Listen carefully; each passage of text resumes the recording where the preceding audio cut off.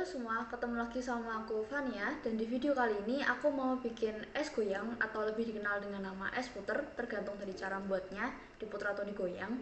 Dan prinsip dari pembuatan es goyang ini adalah no ribet, no lama, no kompor. Jadi buat teman-teman yang lagi kepengen es, bisa banget dicoba di rumah. Gimana cara membuatnya? Yuk kita ikuti. Pertama, siapkan bahan yang akan dijadikan es. Bisa campuran susu, coklat, santan, sirup, atau apapun sesuai selera teman-teman.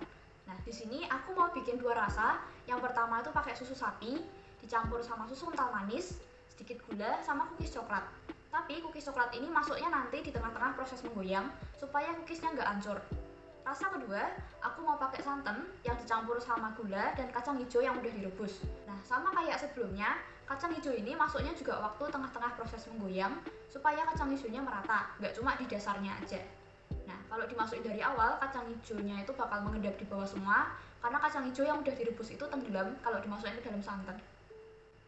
Kedua, siapkan es yang agak banyak dan garam krosok untuk campuran cairan pendingin yang akan dibuat untuk membekukan bahan yang tadi udah kita siapkan. Nah, di sini aku pakai 2 ember es dan 2 kg garam krosok. 1 kilo untuk masing-masing embernya. Nah, jangan lupa siapkan juga pengaduk, bisa pakai entong nasi atau sendok panjang yang dari kayu buat meratakan campuran es dan garam krosok. Nah, setelah garam krosok ini masuk, esnya akan mencair dengan cepat. Nah, kita tunggu sebentar sampai esnya agak mencair untuk memasukkan rantang pada bahan es goyang. Nah, apa yang terjadi pada proses ini? Ketika es batu itu dicampur dengan garam krosok, akan terjadi penurunan titik beku sampai di bawah 0 derajat. Nah, semakin banyak garam krosok yang kita gunakan, maka akan semakin rendah titik bekunya. Tapi perlu diingat, garam krosok ini garam kotor, jadi nggak ada yodiumnya. Dan oleh karena itu, tidak disarankan untuk dipakai sebagai bahan campuran dalam memasak makanan. Setelah campuran pendingin tadi agak cair, aku masukkan wadah yang sudah diisi campuran susu dan santan tadi ke dalam cairan pendingin. Nah, setelah itu langsung digoyang aja wadahnya hingga campuran susu dan santan ini mengalami pembekuan. Nah, penggoyangan ini tujuannya supaya kristal es yang terbentuk itu hancur jadi kristal-kristal es yang kecil. Sehingga hasil akhir dari es goyang ini teksturnya lembut, nggak keras seperti es batu. Di sini sebetulnya kalau pakai cetakan es yang lebih kecil itu juga bisa. Proses menggoyangnya akan jadi lebih cepat, tapi aku tidak punya di rumah, jadi aku pakai rantang logam. Nah, pembuatan es pakai prinsip penurunan titik beku ini membutuhkan waktu yang jauh lebih singkat daripada kalau kita pakai freezer yang butuh minimal waktu 12 jam untuk membekukan bahan-bahannya.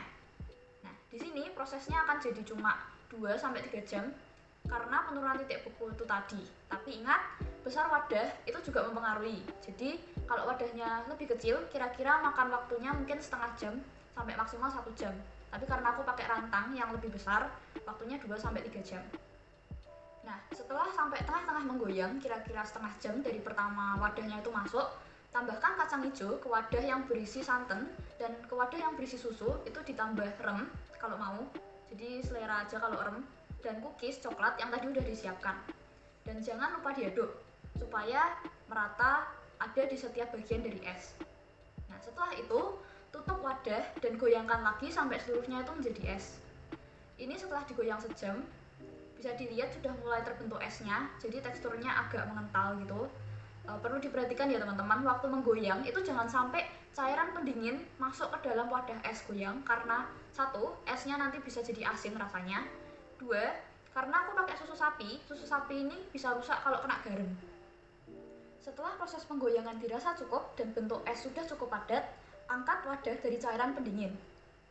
Ini waktu wadahnya dibuka, esnya memang agak mencair, tapi tenang aja, ini karena efek suhu ruangan di rumahku yang panas waktu itu, jadi jauh dari titik beku cairan pendingin tadi. Jadi perbedaan suhu ini bikin esnya cepat mencair.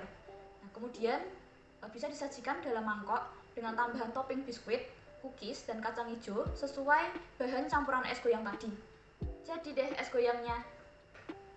Oke, jadi udah kita simak bersama tadi proses pembuatan es goyang dengan prinsip penurunan titik beku sifat koligatif larutan. Gimana? Nggak ribet kan? Kalau teman-teman ada yang kepo dan mau nyoba sendiri di rumah, bisa banget karena prinsipnya no ribet, no lama, no kompor. Akhir kata, selamat mencoba, mohon maaf atas banyaknya kekurangan dalam pembuatan video ini, dan sampai ketemu lagi. Dadah!